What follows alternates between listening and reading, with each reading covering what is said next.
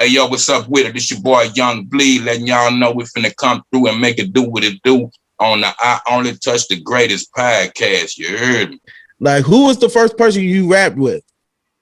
I mean, underground, that's like a million people. Major, years later. Right. I would have to say it probably was what probably started for the majors with me was Master P. You see what I'm saying? Everything was C-Loc and, you know, all my homeboys and family members and people throughout the city. You know, we trying to break, you know. And how did you meet Master P? Or like, who was was Master P the first one that you met? Directly. I had been around a lot of guys, but I wasn't known.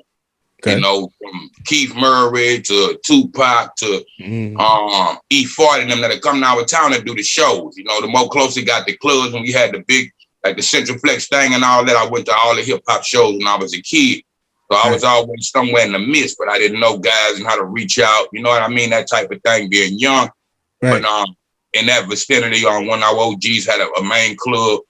I can't call the name of that club right now. But it was cracking like Crenshaw and Baton Rouge right now in neighborhood. He'll bring guys down, you know what I mean? I'll be right at the ball, a couple of feet away from him on the stage.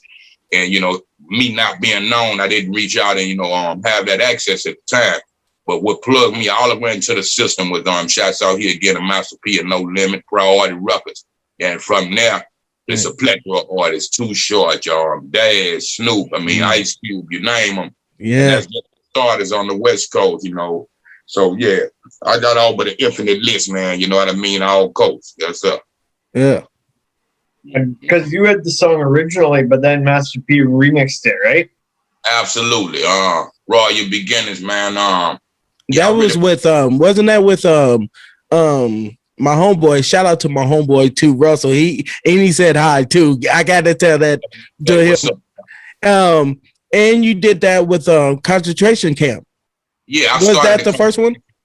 Yeah, I started a concentration camp. I'm the founder. C-Loc on the label. I started the name for the clique.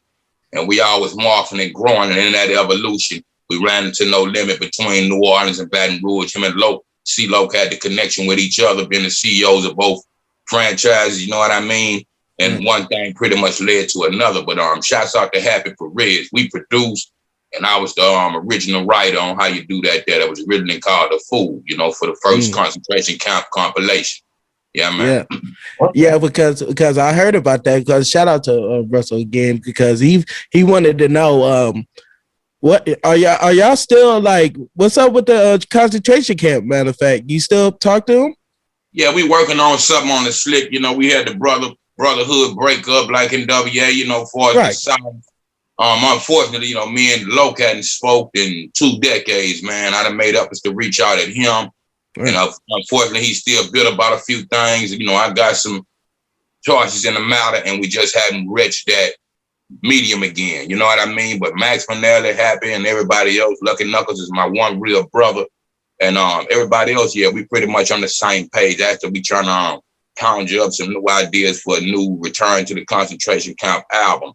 So hopefully that'll show up in the near future, you know? Right. Hey, because just by going by that, how you do that, you know what I'm saying? And I mean, that whole album, because that's like back then, like you had people who had a good hit, but then when you have a good hit, they might have a trash album. That album right there was never a trash album. Like till balls of my word, you know what I'm saying? Yeah. How was it, you know what I'm saying? Like what made you like pick that title from? Actually, you know, I'm a big fan of all the mafia movies, the Godfather in particular, you know. Yeah. Mine is all the blood and gore.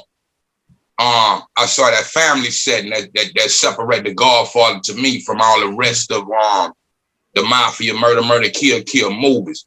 And you see the family man into a businessman and what the killing is about. You know what I mean? Standing for your own, standing for your people. And when you're getting pressed on, you know what I mean? I always say I'm an underdog when I speak for all the underdogs.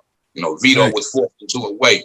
Same evolution in our Black communities to every community, but in that sense, you know, I'm anti-oppression. So my whole thing was I took that and was developing a new name right before I got into Young Bleed and all that. So I combined Young Bleed into Young Bleed Cardion and give me a first, middle, and last name, really meaning the young that bleed for this, you know, Cardion generation, or this Mafia Dawn or Rap Mafia Dawn generation. So that was my whole take to that. But before I released that record, we was making, you know, what I call backroom tapes minus the basements, you know what I mean? In Louisiana. I don't think nobody down there, unless I'm missing something, has basements, you know what I mean? The farther you get in the South.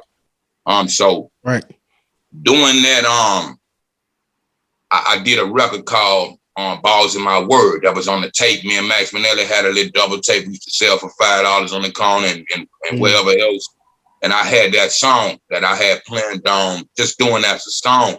So really in particular, you know, all us was around. So I guess Loc gave that woman to Master P when it came time for me to do a solo album.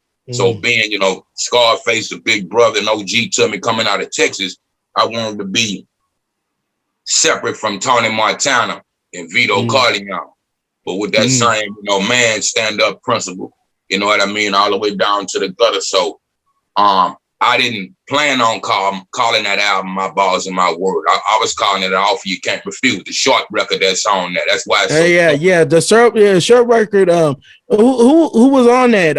Was it Mystical on there? No, Mystical was on Bring the Noise. Yeah, he on Bring the Noise. Rest in peace to Pimp C that produced Bring the Noise, man. Pimp did that? Yeah. RP to Pimp C. I never knew. Yeah, but you know what's so crazy is because this is why I love hip hop, but it's because of people like you and Master P and C and RP the Magic too from the Ninth Ward. You know what I'm saying? My homeboy's from his same hood. He from Florida P.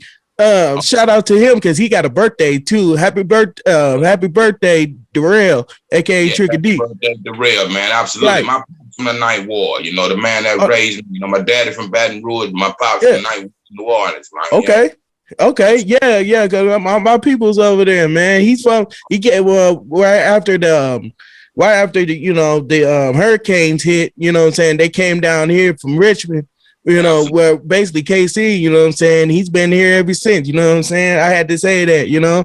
Hey, but, you know, and I mean, like, with Pimp C, though, it was like, damn, I never knew he was a producer. He had to tell you that he was a producer. How was that feeling of Pimp, you know, producing that? And how was it, you know, being in that same booth? Because I know y'all had to be in the same booth, too. Nah, that's what's crazy about it.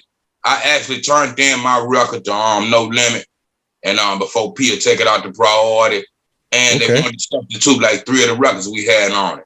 So P gave me 3 records. You know what I mean? And it was a record that was on the shelf, and you know, of course, I'm cool with the whole Beats by the Pound. So we was in a yo together, just finally going through things, and that was one of the tracks came up, and it had that blank third verse, and I was like, man, what's that? And who's that? Nobody told me that Pimp had produced that track. You see what I'm saying? So he gave me the record, and I ended up putting that record out. And years later, me and Pimp would talk about it. And he was saying he was glad that I got the record, but it was initially aimed for a 504 Boys record or a Mystical record or something like that. So that's why Mystical is on it, and P is on it. I just filled in the blanks, and it became my record. Rest in peace to the right. Yeah, absolutely. Yes, Lord. And the